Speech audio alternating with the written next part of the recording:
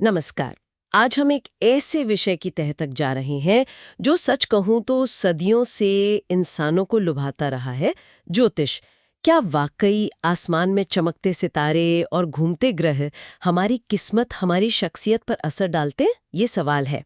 इस सवाल का जवाब ढूंढने के लिए हमारे पास कई तरह के स्रोत हैं।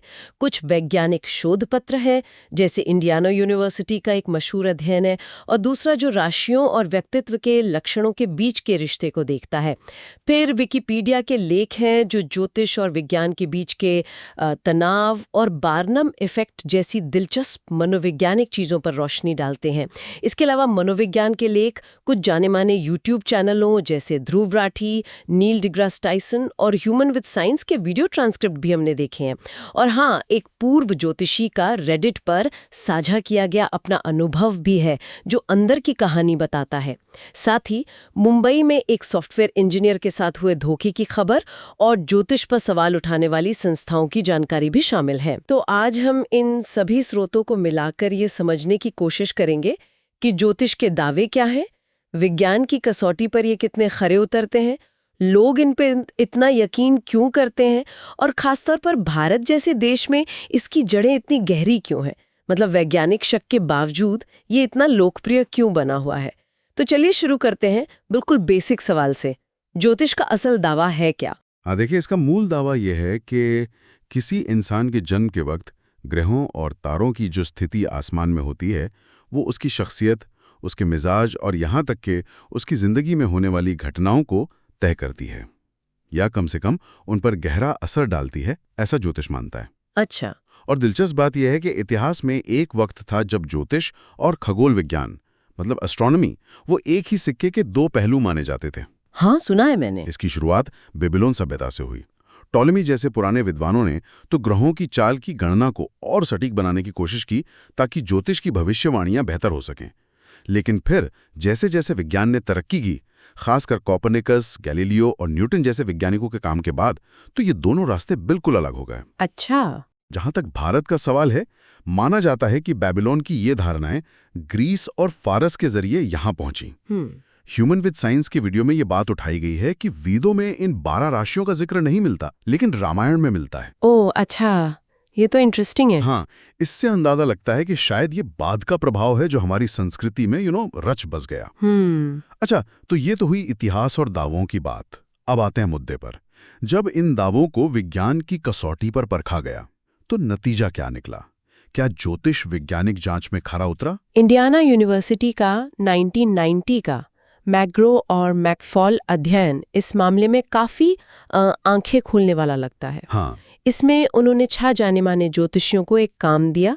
उन्हें 23 लोगों की जन्म कुंडली दी गई और कहा गया कि वे इन्हें उन लोगों की पूरी पर्सनल जानकारी वाली फाइलों से मिलाएं। हाँ, और उन फाइलों में काफी कुछ था। हाँ, उनकी जिंदगी की कहानी, उनके बारे में पूरी जानकारी, चेहरे की तस्वीरें भी थीं। जी, वो तस्वीरें शायद ज्योतिषीय शरीर के प्रकार पहचानने के लिए डाली गई थी। अच्छा, और 2 जाने माने पर्सनैलिटी टेस्ट के नतीजे भी थे उसमें। और नतीजा मतलब चौंकाने वाला था।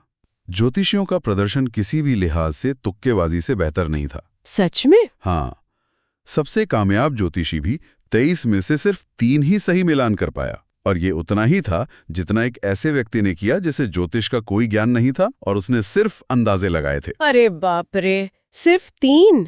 और सुनिए, इससे भी ज्यादा हैरानी भी बात। क्या? उन 6 ज्योतिषियों में आपस में भी कोई सहमति नहीं थी कि कौन सी कुंडली किस व्यक्ति की है। औसतन सिर्फ 1 या 2 मामलों में ही उनकी राय मिलती थी। ये तो अजीब है। इससे क्या पता चलता है? यही कि शायद वो किसी एक ठोस नियम या तरीके से काम नहीं कर रहे थे, बल्कि हर कोई अपने ही अंदाज से व्याख्या कर रहा था। हाँ, ये मुमकिन है। और हाँ, एक और बात, उनके आत्मविश्वास का उनकी सटीकता से कोई लेना देना नहीं था। जो जितना ज्यादा यकीन से अपनी बात कह रहा था, जरूरी नहीं कि वो सही ही हो। अच्छा? फिर एक और बहुत मशहूर प्रयोग है शॉन कार्लसन का 1985 का डबल ब्लाइंड टेस्ट। ये इतना महत्वपूर्ण था कि इसे नेचर जैसी बड़ी वैज्ञानिक पत्रिका में छापा गया था। जी हाँ, कार्लसन टेस्ट। इसमें 28 ज्योतिषियों ने 100 से ज्यादा लोगों की जन्म कुंडलियों को उनके पर्सनैलिटी प्रोफाइल से मिलाने की कोशिश की। हाँ, और यहाँ डबल ब्लाइंड का मतलब समझना बहुत जरूरी है। हाँ, बताइए। इसका मतलब है कि प्रयोग में ना तो ज्योतिषियों को पता था कि कौन सी कुंडली किस प्रोफाइल से जुड़ी है और ना ही प्रयोग करने वाले शोधकर्ताओं को। ओके। ऐसा इसलिए किया गया ताकि किसी का भी झुकाव या पक्षपात नतीजों पर असर ना डाल सके। और मजे की बात यह है कि इस प्रयोग का पूरा तरीका ज्योतिषों की एक बड़ी संस्था थी, नेशनल काउंसिल फॉर जियोकॉस्मिक रिसर्च, उनके सलाह मशवरे से तय किया गया था। अच्छा, ताकि वो बाद में ये ना कहें कि टेस्ट गलत था। बिल्कुल, ताकि कोई ये ना कह सके कि टेस्ट गलत था या ज्योतिष के साथ नाइंसाफी हुई। और नतीजा?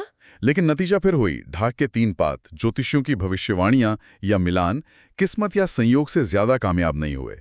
वो सही पर्सनालिटी प्रोफाइल पहचानने में नाकाम रहे। और ये कोई इकलौते अध्ययन नहीं है ना? नहीं, बिल्कुल नहीं। ऐसे कई और प्रयोग हुए हैं। डीन और केली ने तो 100 से ज्यादा अलग अलग पहलुओं को ध्यान में रखते हुए बड़े पैमाने पर जांच की। हाँ। सिल्वरमैन ने शादी और तलाक के आंकड़ों को खंगाला ये देखने के लिए कि क्या ज्योतिष के हिसाब से अच्छी जोड़ी वाले लोगों की शादियां ज्यादा टिकती हैं। और मैकगर्वे ने हजारों राजनेताओं और वैज्ञानिकों की जन्म तारीखों और उनके पेशे के बीच कोई संबंध ढूंढने की कोशिश की। और इन सभी अलग अलग तरीकों से की गई जांचों का निचोड़ एक ही निकला।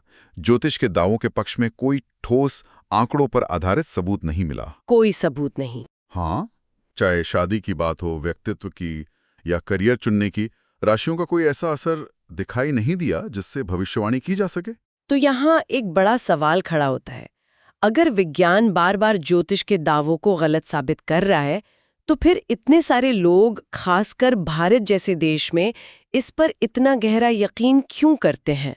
यहीं पर मामला दिलचस्प हो जाता है ना? बिल्कुल। इसकी एक बड़ी मनोवैज्ञानिक वजह है, जिसे बार्नम इफेक्ट या फोरर इफेक्ट कहते हैं। बार्नम इफेक्ट, ये क्या है? ये नाम पड़ा मनोवैज्ञानिक बर्ट्रम फोरर के 1948 के क्लासिक प्रयोग पर। उन्होंने अपने 39 स्टूडेंट्स को एक पर्सनालिटी टेस्ट दिया। फिर उन्होंने कहा कि वो हर एक को उसके टेस्ट के आधार पर उसका व्यक्तिगत विश्लेषण देंगे। ठीक है। लेकिन असल में उन्होंने सबको एक ही जैसा घिसा-पिटा विवरण थमा दिया, जो उन्होंने किसी ज्योतिष की किताब से उठाया था। अच्छा। सबको एक ही। हाँ। और जब स्टूडेंट से पूछा गया कि ये विवरण उन पर कितना सटीक बैठता है, तो 5 में से औसतन 4.26 नंबर दिए। मतलब ज्यादातर को लगा कि ये बिल्कुल उन्हीं के बारे में लिखा गया है। अरे वाह, ये तो कमाल है। हाँ, बिल्कुल, ये कमाल है इन विवरणों का। ये इतने आम और गोलमोल होते हैं कि किसी पर भी लागू हो सकते हैं। सही कहा। जैसे आप चाहते हैं कि लोग आपको पसंद करें और आपकी तारीफ करें, या आप में बहुत सी ऐसी काबिलियत है जिसका आपने अभी तक पूरा इस्तेमाल नहीं किया है। हाँ, ऐसी बात है। या फिर कभी कभी आप सबसे घुलते मिलते हैं, तो कभी आप अकेले रहना पसंद करते हैं और ज्यादा सोचते हैं। ज्योतिष की भविष्यवाणियां और राशिफल अक्सर ऐसी ही भाषा का इस्तेमाल करते हैं। सुनने में लगता है कि ये खास आपके लिए है, पर असल में ये सब पर फिट हो सकती है। बिल्कुल। और इसके साथ जुड़ा है कन्फर्मेशन बायस, यानी पुष्टि पूर्वाग्रह। कन्फर्मेशन बायस। हाँ, इसका मतलब है कि हम उन बातों पर ज्यादा ध्यान देते हैं और उन्हें याद रखते हैं जो हमारी सोच या विश्वास से मेल खाती हैं। अगर ज्योतिष की कोई बात सही निकल गई तो हम उसे याद रखेंगे, लेकिन जो 10 बातें गलत निकली उन्हें हम नजरअंदाज कर देंगे या भूल जाएंगे। हाँ, ये तो होता है। एक और चीज है सेल्फ एट्रीब्यूशन। कुछ स्टडीज दिखाती हैं कि जो लोग ज्योतिष में मानते हैं और अपनी राशि के कथित गुणों को जानते हैं, वो अनजाने में ही अपनी शख्सियत को वैसा ही बताने लगते हैं या अपने बर्ताव को उससे जोड़ने लगते हैं। अच्छा, मतलब वो खुद ही वैसा बनने लगते हैं जैसा उनकी राशि बताती है। हाँ, कुछ हद तक ऐसा हो सकता है, अनजाने में। और भावनाओं का पहलू भी तो है। मुझे लगता है कि जब जिंदगी में अनिश्चितता हो, तनाव हो, तो ज्योतिष एक तरह से मन को संभालने का, नियंत्रण का एहसास दे सकता है। हाँ, ये बहुत बड़ा फैक्टर है। ये जानना कि आगे क्या हो सकता है या मेरे साथ ऐसा क्यों हो रहा है, भले ही इसका कोई वैज्ञानिक आधार ना हो, कुछ लोगों को सुकून पहुंचा सकता है। निश्चित रूप से ये लोगों को अपनी जिंदगी में एक मतलब ढूंढने, उलझी हुई चीजों में एक पैटर्न देखने में मदद कर सकता है। ऐसा महसूस करा सकता है कि कोई है जो उन्हें समझता है। जैसा कि कुछ रिसर्च बताती हैं, ये मुश्किल वक्त से जूझने का एक तरीका, एक कोपिंग स्ट्रैटेजी बन सकता है, खासकर उन लोगों के लिए जो खुद को समझना और मान्य करना चाहते हैं।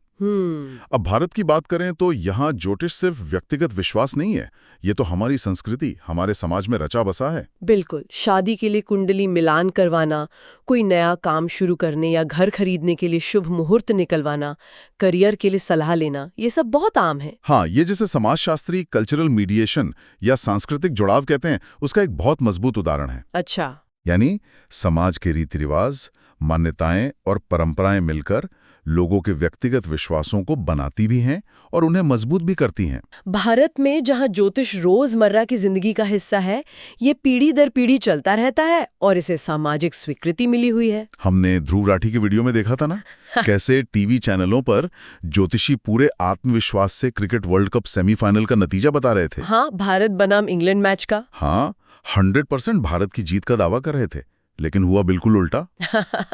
हाँ, याद है। इसी तरह कोरोना महामारी कब खत्म होगी, इसकी भी न जाने कितनी भविष्यवाणियां हुई जो सब गलत साबित हुई। पर मजाल है कि लोगों का भरोसा कम हो जाए। सही बात है। और दुख की बात यह है कि इस गहरे भरोसे का कई बार गलत फायदा भी उठाया जाता है। जैसे मुंबई के सॉफ्टवेयर इंजीनियर का मामला सामने आया है। इकोनॉमिक टाइम्स की खबर थी, वो जिंदगी की मुश्किलों से परेशान होकर एक ज्योतिष ऐप डिवाइन टॉक के चक्कर में फंस गया। वहां पहले निशांत नाम के गाइड और फिर बड़े महाराज जैसे किरदारों ने पूजा पाठ और अनुष्ठानों के नाम पर डरा धमका कर कि अगर ये नहीं किया तो बहुत बुरा होगा। अच्छा। उससे धीरे धीरे करके 12 लाख रुपए से ज्यादा ऐंठ लिए। 12 लाख ऐप के जरिए? हाँ, सोचिए। ये तो बहुत बुरा है। और रेडिट पर उस पूर्व ज्योतिषी की बातें भी इसी तरफ इशारा करती हैं ना? हाँ, उसने बताया कि कैसे इस फील्ड में खासकर आजकल के कई युवा ज्योतिषी बिना गहरे ज्ञान के सिर्फ पैसा कमाने के लिए उतर आए हैं। वो अक्सर कोल्ड रीडिंग जैसी चालाक तकनीकों का इस्तेमाल करते हैं। कोल्ड रीडिंग मतलब बात करते करते अंदाजा लगाना? हाँ, बिल्कुल। आपसे बात करते करते आपके बारे में अंदाजा लगाना, आपकी परेशानी समझना और फिर उसी हिसाब से जवाब देना। और महंगे महंगे कोर्स बेचते हैं, खुद को भगवान जैसा दिखाते हैं। अच्छा। उसका तो ये तक दावा था कि 99% ज्योतिषियों को असल में कुछ नहीं पता होता, वो बस सुनी सुनाई बातों के आधार पर ही भविष्यवाणियां करते रहते हैं। 99%? ये तो बहुत बड़ा दावा है। हाँ, उसका कहना था। तो अब आते हैं विज्ञान की आपत्तियों पर। आखिर विज्ञान ज्योतिष को क्यों नकारता है? इसे छद्म विज्ञान मतलब सूडो साइंस क्यों मानता है? मुख्य दिक्कतें क्या हैं? देखिए, सबसे बड़ी और बुनियादी दिक्कत है इसके काम करने के तरीके का कोई अता पता न होना। लैक ऑफ मैकेनिज्म जिसे कहते हैं। मतलब ऐसा कोई जाना पहचाना तरीका या कोई भौतिक शक्ति, कोई फिजिकल फोर्स समझ नहीं आती जिसके जरिए लाखों करोड़ों किलोमीटर दूर बैठे ग्रह तारे धरती पर किसी एक इंसान की जिंदगी या शख्सियत पर वैसा असर डाल सकें जैसा ज्योतिष दावा करता है। ग्रहों का मुख्य प्रभाव गुरुत्वाकर्षण यानी ग्रेविटी है, लेकिन वो दूरी के साथ बहुत तेजी से कमजोर हो जाता है। जैसा कि वैज्ञानिक नील डिग्रास टाइसन बताते हैं, बच्चे के जन्म के वक्त पास खड़े डॉक्टर या कमरे की चीजों का गुरुत्वाकर्षण ग्रहों से कहीं ज्यादा हो सकता है। अच्छा, डॉक्टर का गुरुत्वाकर्षण ज्यादा? हाँ, तो ग्रहों का असर कैसे होगा? बाकी ज्ञात बल जैसे इलेक्ट्रोमैग्नेटिक फोर्स इतने ताकतवर नहीं हैं कि ग्रहों से पृथ्वी तक इस तरह का असर डाल सकें। तो कोई तरीका ही नहीं पता? हाँ, कोई ज्ञात वैज्ञानिक तरीका नहीं है। और भी मसले हैं, जैसा हमने पहले देखा, ज्योतिषियों के बीच आपस में ही सहमति नहीं बनती। Lack of consistency. हाँ, स्टडी में देखा था। और वैज्ञानिक प्रयोगों में बार बार ये साबित हुआ है कि उनकी भविष्यवाणियों में सटीकता नहीं होती। Lack of predictive power. एक और मजेदार बात यह है कि जब नए ग्रहों यूरेनस, नेपच्यून और फिर प्लूटो की खोज हुई तो ज्योतिषियों ने उन्हें अपने सिस्टम में बस यूं ही बिना किसी ठोस कारण या सिद्धांत के शामिल कर लिया। इसे अंग्रेजी में एड हॉक कहते हैं। अच्छा, बस जोड़ लिया। हाँ, अब सवाल उठता है कि अगर ये ग्रह हमेशा से असर डाल रहे थे तो इनकी खोज से पहले की भविष्यवाणियां कैसे सही थीं? और अब जब प्लूटो को ग्रह नहीं माना जाता तो ज्योतिष के सिस्टम का क्या हुआ? क्या उसका असर खत्म हो गया? ये तो सोचने वाली बात है। हाँ, और एक बिल्कुल बुनियादी सवाल है जन्म के सही क्षण को लेकर। हाँ, ये भी एक पेच है। ज्योतिष जन्म के पल को बहुत अहमियत देता है, पर यह पल है कौन सा? क्या जब बच्चा गर्भ में आता है, या जब वो पहली सांस लेता है, या जब गर्भनाल काटी जाती है? इस पर भी ज्योतिषों में एकता नहीं है। सही कहा। और ना ही इसका कोई साफ वैज्ञानिक या तार्किक आधार है। जैसा ह्यूमन विद साइंस वीडियो में कहा गया, जीवन तो एक लगातार चलने वाली प्रक्रिया है। गर्भधारण से भी पहले शुक्राणु और अंडाणु जीवित थे। तो जन्म का कोई एक ऐसा जादुई क्षण कैसे तय किया जा सकता है जिसका इतना गहरा असर हो? ये भी एक बड़ा सवाल है जिसका ज्योतिष के पास कोई संतोषजनक जवाब नहीं है। तो इन सभी बातों को वैज्ञानिक अध्ययनों, मनोवैज्ञानिक विश्लेषणों, सांस्कृतिक नजरिए और व्यक्तिगत अनुभवों को एक साथ रखकर देखें तो क्या तस्वीर उभरती है? मतलब इन सब का निचोड़ क्या है? देखिए, वैज्ञानिक नजरिया तो बिल्कुल साफ और एकमत है। कठोर नियंत्रित प्रयोगों में ज्योतिष बार बार फेल हुआ है। इसके काम करने का कोई ज्ञात तरीका या भौतिक आधार नहीं है जो इसके दावों को सही ठहरा सके। इसमें अंदरूनी विरोधाभास हैं और भविष्य बताने की शक्ति नहीं है। इसलिए वैज्ञानिक समुदाय से एक छद्म विज्ञान यानी सूडो साइंस मानता है। लेकिन सिक्के का दूसरा पहलू ये है कि इसकी जबरदस्त लोकप्रियता और टिके रहने की क्षमता को भी अनदेखा नहीं किया जा सकता। बिल्कुल। इसके पीछे है मनोविज्ञान के शक्तिशाली फंडे, जैसे वो बार्नम इफेक्ट, जो हमें गोलमोल बातों को भी अपने लिए खास मानने पर मजबूर करता है, कंफर्मेशन बायस, जो हमें सिर्फ सही बातों को याद रखने देता है, और मुश्किल वक्त में मन को राहत और नियंत्रण पाने की हमारी गहरी मानवीय जरूरत। हाँ, और जैसा हमने खास तौर पर भारत के संदर्भ में देखा, गहरी सांस्कृतिक और सामाजिक जड़ें भी इसे सींचती रहती हैं। ये पीढ़ी दर पीढ़ी चली आ रही है, समाज इसे मान्यता देता है और जिंदगी के अहम फैसलों में से शामिल किया जाता है। तो ये एक तरह से आराम भी देता है। हाँ, ये लोगों को पहचान, जिंदगी का मतलब और एक दिशा दे सकता है।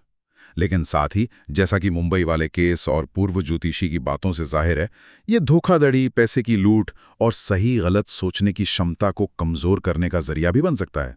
तो दोनों पहलू हैं। ये बहुत अहम बात है। आज की इस पूरी बातचीत के बाद सुनने वालों के लिए सोचने को एक आखिरी सवाल छोड़ते हैं। हाँ, सवाल यह है कि अगर ज्योतिष, जैसा कि विज्ञान दिखाता है, वाकई हमारी शख्सियत या भविष्य नहीं बता सकता, तो फिर इसका ये जादू, खासकर आज के तर्क और विज्ञान के ज़माने में भी, हमारे बारे में क्या बताता है? क्या ये दिखाता है कि हम इंसान अंदर से जीवन का अर्थ कितना खोजते हैं, अनिश्चितता से जूझने में हमें कितनी मुश्किल होती है?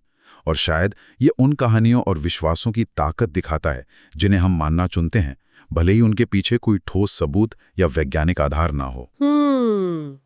ये सवाल हमें ज्योतिष से भी आगे खुद इंसान के मन और समाज की गहराइयों में सोचने पर मजबूर करता है।